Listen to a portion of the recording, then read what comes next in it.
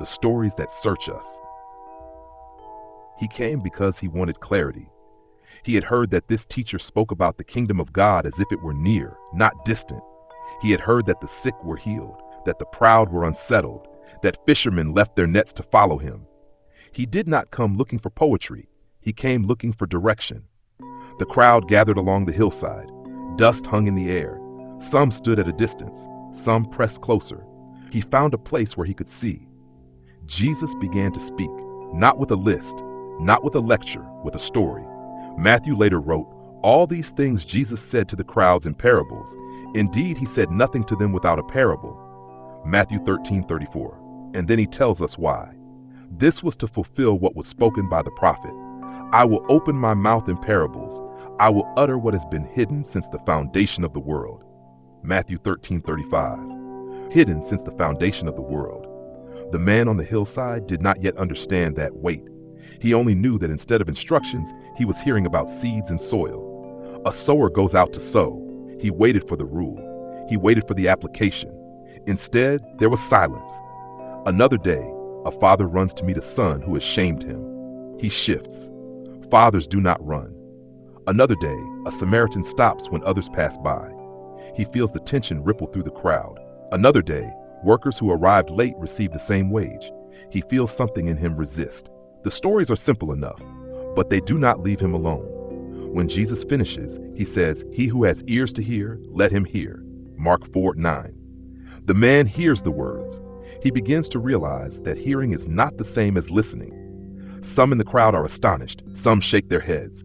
Some walk away muttering. The stories do not force anyone to stay. They do not argue. They invite. Over time, the man begins to see that the parables are not puzzles meant to confuse him. They are mirrors. They show him his impatience when he thought he was fair. They reveal his pride when he thought he was faithful. They expose his reluctance to forgive when he thought he understood mercy. They do not merely teach him how to act. They reveal how God sees him. In the running father, he begins to see the heart of God. In the waiting bridesmaids, he feels the urgency of listening now rather than later. In the entrusted servants, he senses that what he holds was never truly his. The stories follow him home, not in dramatic moments, in quiet ones.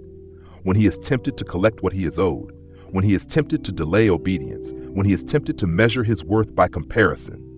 Over time, something in him softens. He becomes slower to defend himself, quicker to forgive, more attentive when Jesus speaks. He does not receive a checklist. He receives a new way of seeing. Most of us are not trying to ignore Jesus. We want to live faithfully. We want to understand what life under his reign looks like in ordinary days. Yet it can feel as though there are many voices telling us how to live. But when the king wanted to form hearts, he told stories. Stories that require humility. Stories that welcome the searching. Stories that do not reward defensiveness, but draw near to those willing to listen. Perhaps the parables are not distant lessons from another time. Perhaps they are invitations. Invitations to see ourselves honestly. Invitations to see the Father more clearly. Invitations to be transformed, not merely informed. Over the coming weeks, we will return to 12 of these stories. We will slow down. We will let the tension stand.